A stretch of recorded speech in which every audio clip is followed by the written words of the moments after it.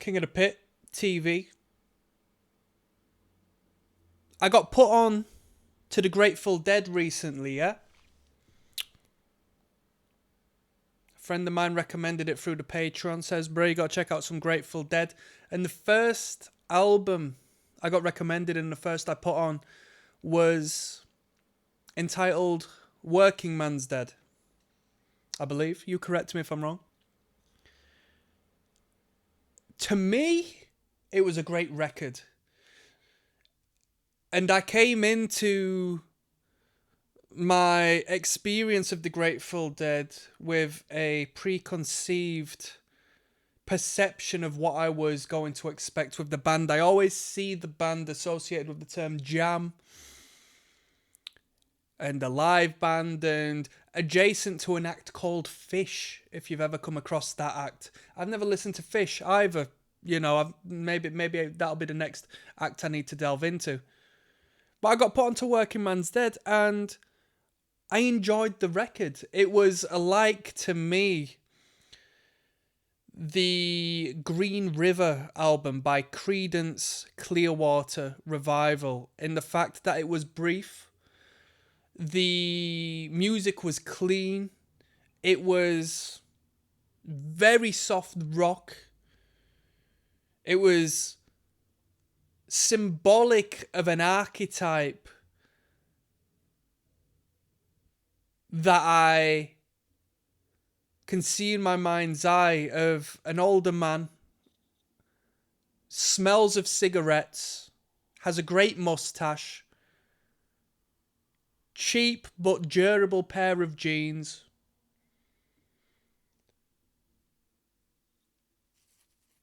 smoked bud back in the day, definitely smoked bud back in the day, but has now grown up to be a respectable grandfather figure and doesn't really talk about them times anymore because nobody gets it.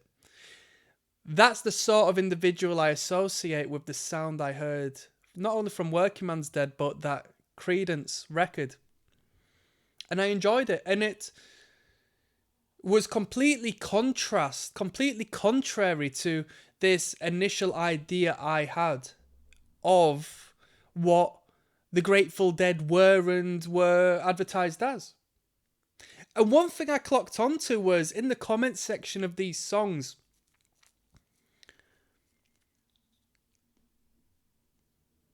the fan base was saying, back in the day, I've seen this band 100 times, I've seen this band 200 times, I've seen this band 250,000 times. And I'm thinking, whoa, the people were seeing this act on a heavily regular basis. Not bassist, the bassist. And then you would find the comments which aligned with my initial preconception of what the band was, saying, oh, I've seen this band play a 4-hour set, blah, blah, blah, blah, blah. But so I thought, well, it's not represented in the music then. The studio recordings don't represent what the Grateful Dead were to the people or where they garnered their notoriety, albeit it was a good record. Now, from there, I got recommended the album American Beauty.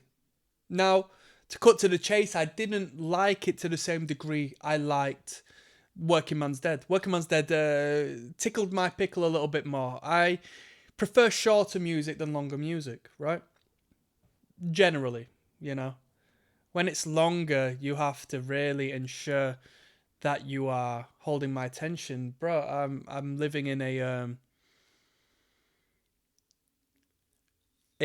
a fast-paced online economy right now where everything is just fodder to catch your attention and it comes and goes and you never see it again and you're force-fed the next thing. So the idea of having long-form content put before me, especially as you get older and you realise, shit, well, I should be investing my time elsewhere.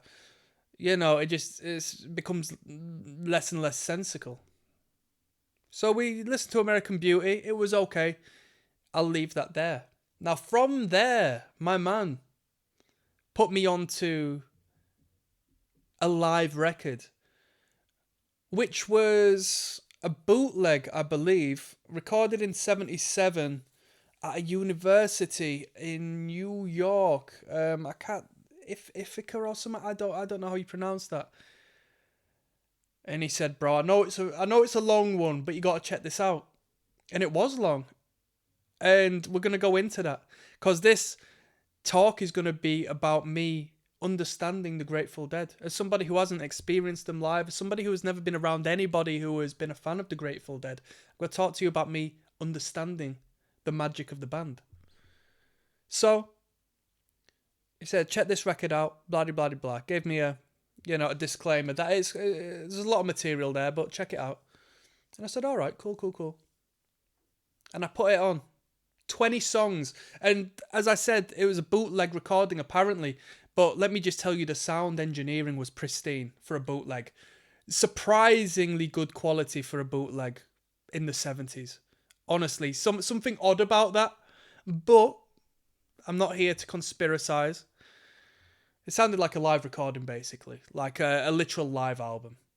Put out by a label of sorts as opposed to a bootleg. But 20 songs. And my brother, like 6, 7, 8 of them songs were over 10 minutes. Some of them over 15 minutes. Jeez. I start listening. And it's not the fact that, 6 to 8 of them songs were over 10 minutes. It's like, generally speaking, the ones below 10 minutes, like 8-minute songs anyway. You know? So I put this record on. I start listening to them. And I am a musician myself. Throughout the 20 songs, the lead guitarist was noodling throughout most of it. He didn't go wrong once. He didn't play one bum note. The frontman didn't forget no lyrics. The backing vocalist didn't fluff up any harmonies. The drummer didn't go out of time. The bassist was fluid throughout the entirety of it. And I don't care how good a musician you are. When you play, the recording I did of that entire record went over 3.5 hours long. That's how much recording I got out of that product. Speaking about it and listening to it. I had to break it up into 3 parts. First time I've ever had to do that. It doesn't matter how good a musician you are. The fact that there was no bum notes, there was no lack of time. And the thing is, I've got an ear for music. This is why I talk about music. Because I love music. It's my passion since day, right? It's my childhood obsession. I still am the child I once was. I'm just older. I pick up, even in studio recordings, on what can be little blips. Because they catch me out. Because I understand harmony. And I don't have a perfect ear for pitch, but I understand, right? And I did not pick out anything unnecessary. Any bum notes, any stutters and butters, any incidents. I read the comment section and somebody did say, oh, the only blip was they might have come in a bit early vocally on a song or something. But as somebody who is unaware of the songs of the Grateful Dead, really, I mean, I've listened to 2 albums one time over each. As a consumer of the Grateful Dead, listening to them perform, I couldn't pick up on it. Now let's talk about the jamming, because now this confirmed what I was fed prior to listening to the Grateful Dead. Oh, they're a jam band. Oh, I listened to them perform for 4 hours straight. Oh, I've seen them so many times and they're amazing and blah, blah, blah, blah. Great musician, blah, blah, blah.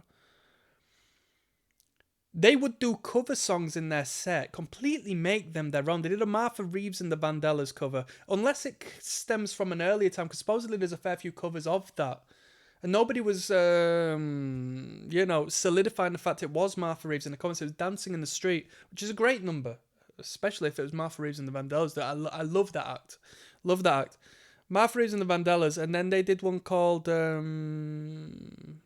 don't know, is it Scarlet Magnolias or something? Which I swear is a Bob Marley number, because I think Sublime did it.